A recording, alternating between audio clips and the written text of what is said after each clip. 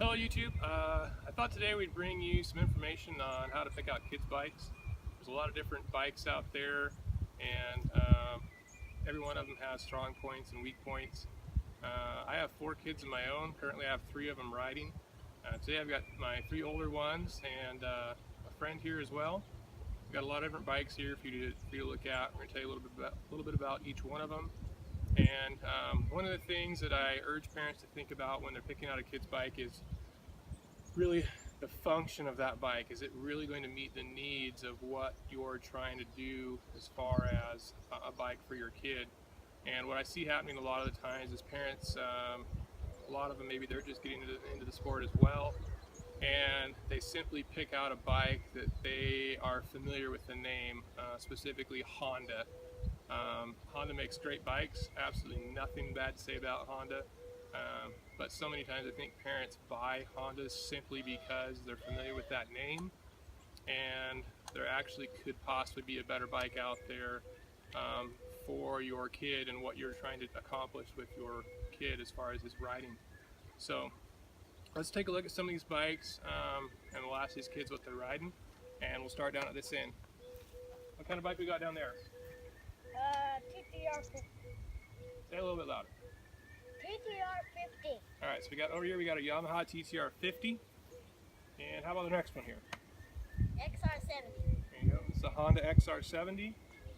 I have a Kawasaki KX 65. There we go. And what do we got here? Honda 125. So, last two down here, we've got a TTR 125 and we have a KX 100. So let's start down at this end. This was my younger son's first bike. Prior to this bike, I did have a Pee Wee 50 that some of my other kids rode, and the Pee Wee 50, it is a good bike. You know, it's just a twist and go. There is no gearbox. The only problem with that is, yes, it does have a throttle limiter on it. However, even with that throttle limiter, being that you're a centrifugal clutch system in there, even at low RPM on flat ground, that motor will continue to pick up speed. And on a flat, even surface, even with that throttle limited, a Pee Wee 50, you could reach speeds of 20 miles an hour pretty easily, even with that throttle limited, if it doesn't have anything keeping it from traveling at a smooth rate. So we actually got rid of that Pee Wee, went with the TTR 50. The other bike that's on the market that would compete with this TTR 50 would be the CRF 50 from Honda, and also a very good bike, very popular bike, been around a long time. It's gone through a few changes over the years, but basically has been the exact same bike for decades. And I went with the TTR for just a couple very simple reasons, and that is the TTR is a little bit lighter weight than the Honda, and it also has an electric start on it, which makes it a lot easier for small kids to get on it and get it fired up. One thing about as far as performance of the two, my son is quite small, and the TTR does produce less horsepower than a CRF. Now, what those numbers are, I couldn't tell you, but I have ridden both, and I can tell you without a doubt the CRF makes more power than the TTR. So if you have a little bit larger child that you're trying to start out on a 50 bike, the Honda may be the better option for you. I went ahead and went with the TTR just because I wasn't as worried about power as much as I was worried about the weight. And so I chose the TTR in favor of getting the lighter weight bike. Moving on to the next bike down with our XR 70. You got a lot of bikes that are in this class. You've got, this is a little bit older bikes. You've got the XR 70 that then became the CRF 70 and was later replaced by the CRF 110. Yamaha also makes a 110 that's in this same class, and Kawasaki and Suzuki at one time both made. I believe Kawasaki is the only one making it now. Is the 110. It's a KLX 110. All of them have good and bad things about them. The KLX 110 is by far the heaviest bike in its class. You can now get the L model, which is a larger wheel and has, I believe, a 4-speed transmission. And so if you've got a little bit bigger kid, that could be a good option for you. I went with the XR70 for, it's very reliable. It's probably the lighter in its class for its price range. You know, if you want to spend a little bit more money, the TTR 110 would have probably been my first choice in this class. However, it was quite a bit more money, and so I chose to go with the XR70. It's just a tried and true bulletproof little bike, and so far we've just ride it. Haven't done anything else to it, so it's been a really good little bike. Moving on to this KX65, this is the class where I start to get a little bit more opinionated. It really depends on what type of rider your kid is, and this is my oldest son's bike. He's just about outgrown it. We're waiting for him to get on the 100 hopefully next year. But with that 65, it is the same size as a KLX 110, and the weight difference is huge. A much lighter weight bike produces a lot more horsepower. It was originally intended for a motocross situation where you would be on a closed motocross course, has a lot better suspension, and has a power curve that's very abrupt, and being it's a two-stroke, so you've got that you know, that peak horsepower when you're on pipe and not a whole lot of bottom end. There's a couple things that you can do to these to change that. You can put a different aftermarket pipe on it. You can also add a flywheel weight.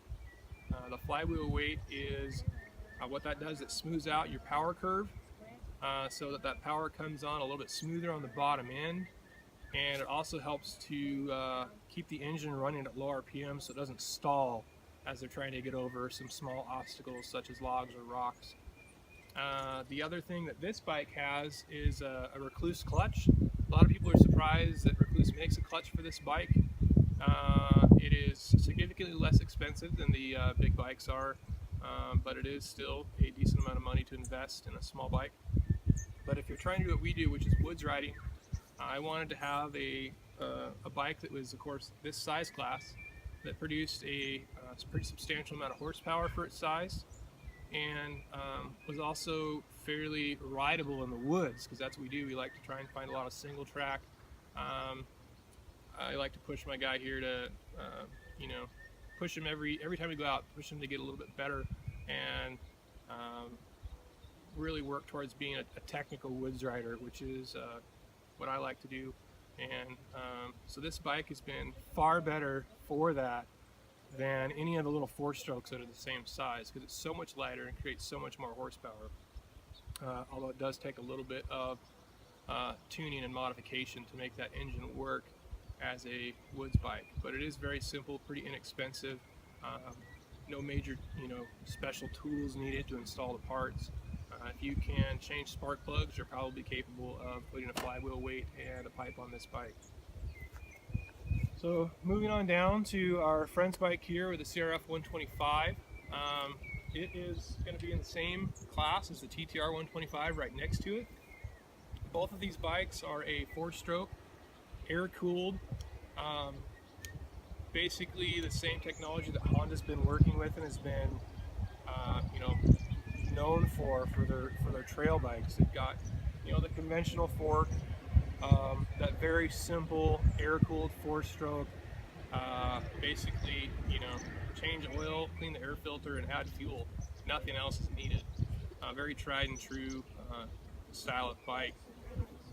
That bike is, you know, it's worked out well for him. It's, you know, compared to, say, the KX 100, that's also the same size class.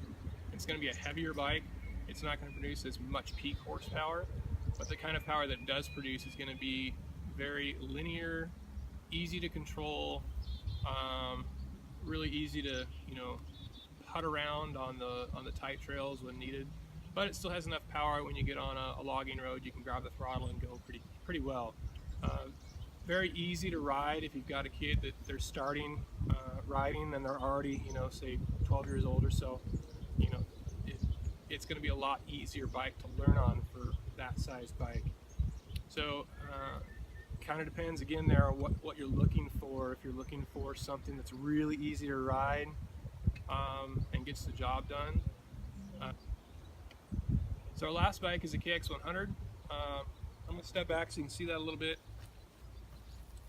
This is a bike here on the end. I built this bike for Gavin to upgrade to, and basically your KX100 is a purpose-built motocross bike, which is of course not what we do.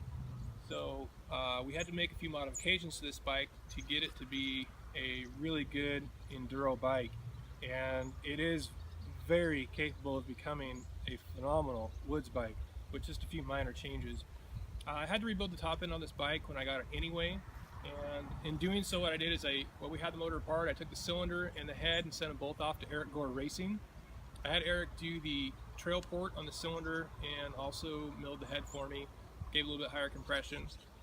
And then the other thing he did on the engine for us was on both the 85 and the 100, the KX, there's a exhaust valve on there, and the OEM exhaust valve doesn't fully close, and because of that you don't have the full amount of bottom end power that you could have if that valve was closing all the way. So we went ahead and installed a pro circuit exhaust valve and sent that over to Eric Gore as well, and he does a little bit of milling on that to get that exhaust valve to fit absolutely perfect in your cylinder. You know, you can throw them right in from pro circuit, but sending them off to Eric Gore, he makes them just flawless. So those three things what we had Eric do, and then once we installed the engine and the chassis, we went ahead and put the FMF fatty pipe on there. That gives it more bottom end.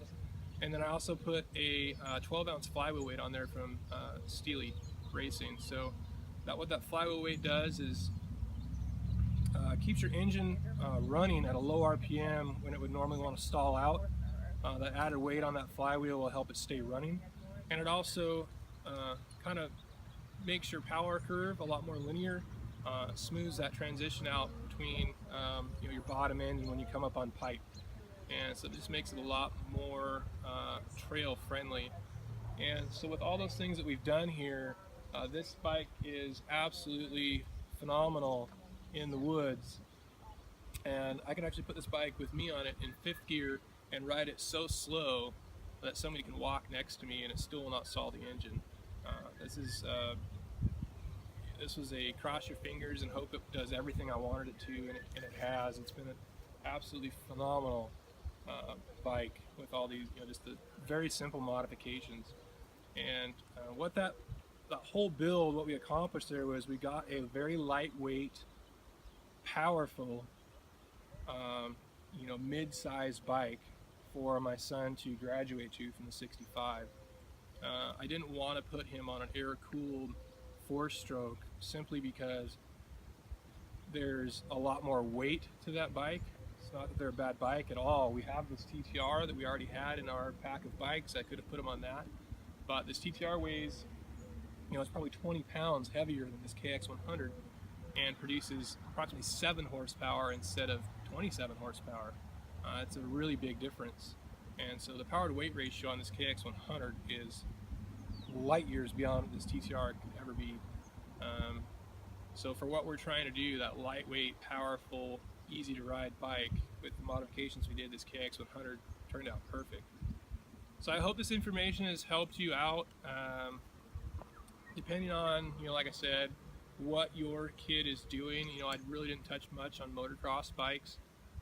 We are not a motocross family. There's you know, other options out there for those families that are into motocross. You know, the KTM is probably the biggest name for kids motocross bikes with their 50s and their 65s both. You know, Cobra makes a really good entry level motocross bike. But again, those are things that I really don't know that much about because it's not what I'm into. But I can say if you go to the motocross track, you're going to see a lot of orange bikes for the kids. But if you have any other questions, you know, about the bikes we've looked at here, or some other bikes that if you're trying to come up with a bike for your child to ride in the woods, if you know, have any questions that I can be of some help with, you know, leave some comments and I will reply to those.